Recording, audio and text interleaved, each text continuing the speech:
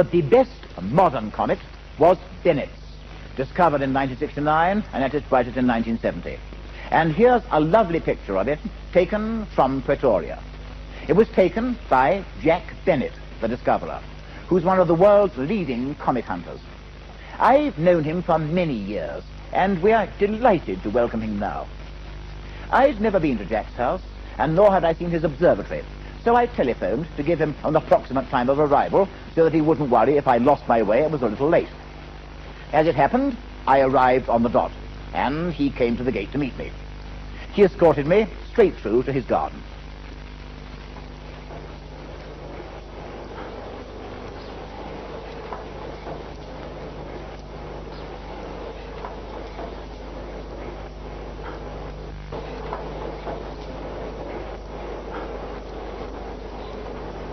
Well, why not? That's one place to keep a telescope. Very effective, Jack. So this is it.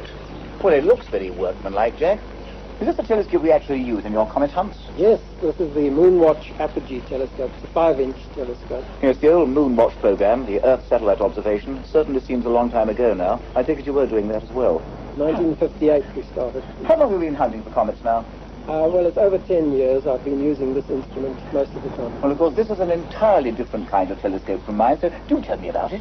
Yes, it has an extraordinarily wide field of view, Yes. 2 1/4 degrees, Yes. which is very wide.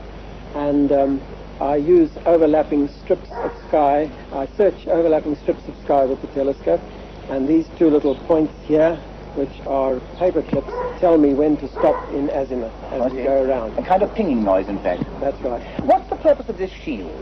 Well, I made that to enable me to keep my left eye open when I observe. If you close it, the muscles of the eye get tired.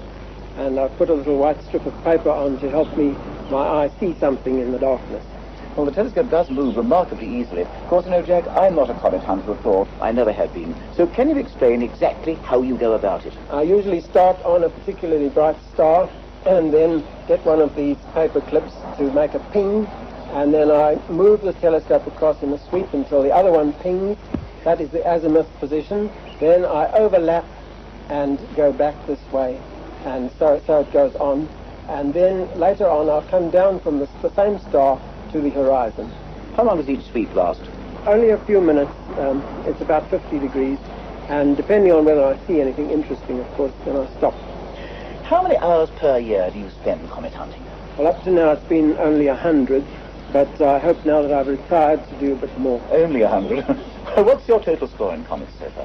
Just 2. I've swept up quite a few more comets, but they've either vanished or they've proved to be other people's comets. Your most famous comet was the 1969 one, which I remember well, had a very long tail. That's right. I found it standing on this very spot here.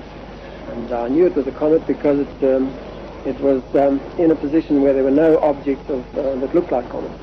Judging from the way you put it, it sounds remarkably easy to hunt for comets, but I, for one, know better. And I couldn't do it because, although I've been looking at the sky for a great many years, I just do not know the stars as well as that. How long did it take you to learn the stars so well that if something strange cropped up, you would recognize it? Well, I've been looking at the sky since I was a boy, recognizing constellations, but I have made a list of 152 objects which look like comets, and now I've learned to recognize them, or nearly all of them, so that I don't waste time looking up the catalogue. Well, certainly, I don't suppose there's anyone in the world who knows the southern sky as well as you do, because all the other great comet hunters live in the north. Yes, that's true. There is Bradfield in Australia. There are a few comet hunters.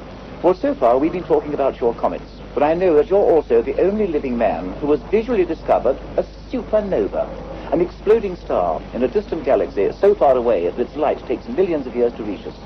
That's true. It was lucky, of course. I found this object in the sky, and it didn't look like one of my objects because it had a little star in the middle. So I went inside and tried to verify it, and I came out with my other telescope. Eventually I decided it was a supernova, and I rang the Radcliffe Observatory. Well, that's a record which is unique, and I think is probably going to remain so. Jack, I know that you have now officially retired from your career.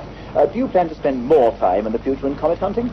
Yes, indeed. I hope to step it up quite a bit. Well, in that case, I'm quite sure that we're going to have many more comet discoveries from you in the future. Jack, thank you very much, and all good luck in your comet hunts.